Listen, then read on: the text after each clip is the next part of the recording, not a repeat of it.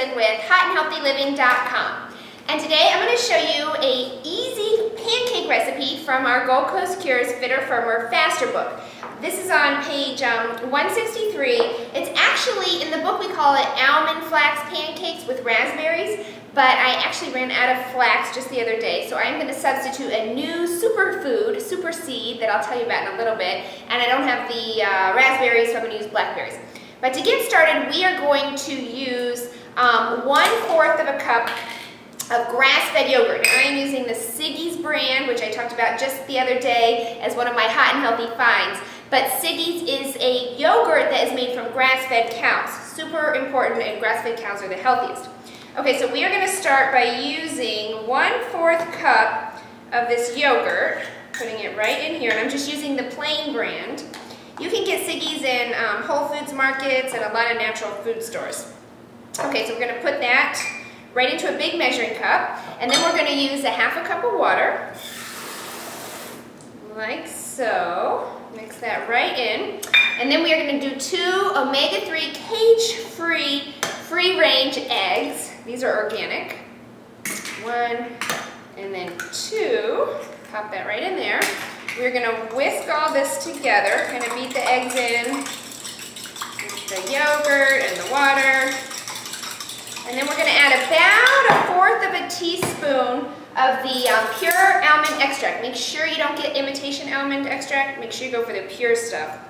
This is, of course, going to give it the almond flavor. So 1/4 teaspoon of that. And then we are going to set the wet ingredients aside while we get working on the dry ingredients. Okay, so to start, we want to use 2 tablespoons of white whole wheat flour. I'm using King Arthur brand. This is available in Whole Foods Market and a lot of natural food stores. White whole wheat flour has the same nutritional properties as whole wheat flour, but just has a lighter texture, and it tastes, it's better just for pancakes. Better for a lot of baked goods, actually. Okay, so we're going to use 2 tablespoons of this. So these are kind of like almost flourless pancakes because it really only has 2 tablespoons of flour. Okay, put that aside. And then we are going to use 1/4 of a cup of wheat germ. Now, wheat germ is, well, you can just use 2 tablespoons is 1/4 of a cup. Now, wheat germ is all the good stuff that's concentrated in the whole wheat kernels. So this is where all the phytochemicals and the antioxidants and the essential fats within the whole grain, all the good stuff, is concentrated in the wheat germ. So wheat germ is kind of like a superfood. Okay, and then we're going to use this new seed, Mila. Now, in our Gold Coast Cures Fitter, Firmer, Faster book, we recommended flax seeds. I still use flax seeds. I love flax seeds. I actually just ran out the other day. That's why I'm not using flax seeds in this. But if you do get flax seeds, I would recommend Barlean's Fortiflax brand.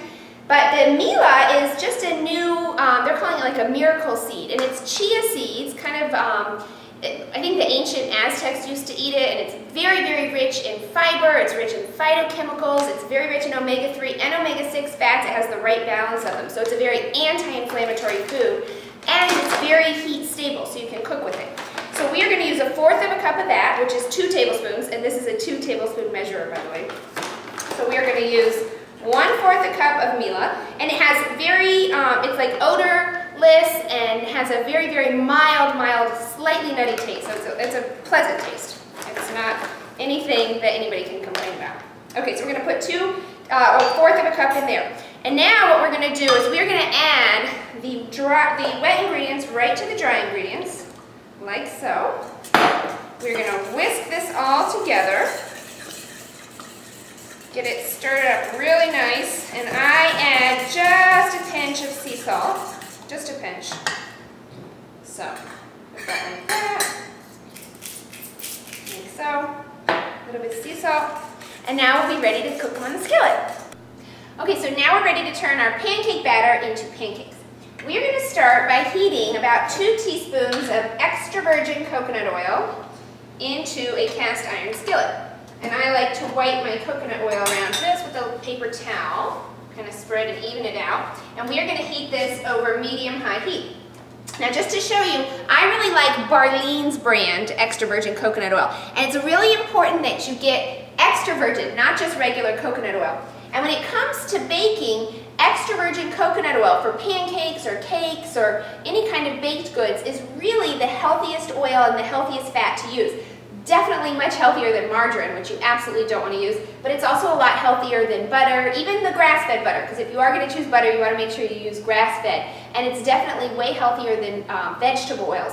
Now, it's true that extra virgin coconut oil does have saturated fat, but the medium chain triglycerides or the medium chain fats in extra virgin coconut oil are totally different, and they're metabolized differently than the long chain saturated fats that are found in animal foods. So you want to remember that extra virgin coconut oil is a plant-based food, so it's going to have a lot of phytochemicals that actually have disease-fighting properties.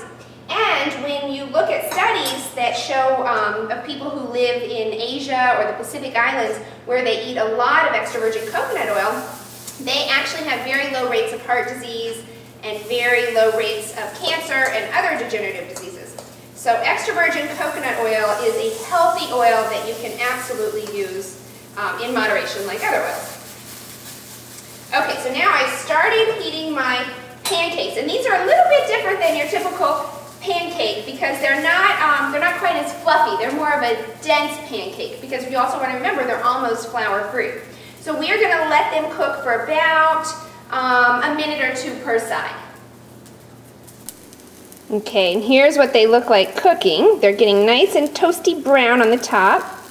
So you want to let them go for just another 30 seconds or so. Okay, they're done. It's pancake time.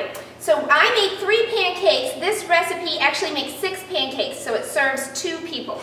I'm going to put the pancakes right onto this plate, top them with my fresh blackberries, and then a drizzle of agave nectar, which is a great alternative to syrup because it has a very low GI index, which means it's not going to spike your blood sugar levels. So I'm going to top this right on the top, like so. And now I have a healthy breakfast. Actually, it's lunch, so I'm going to eat this for lunch. But you can eat it for breakfast, and if you want more ideas for healthy eating, visit me at hotandhealthyliving.com, and you can also download the recipe.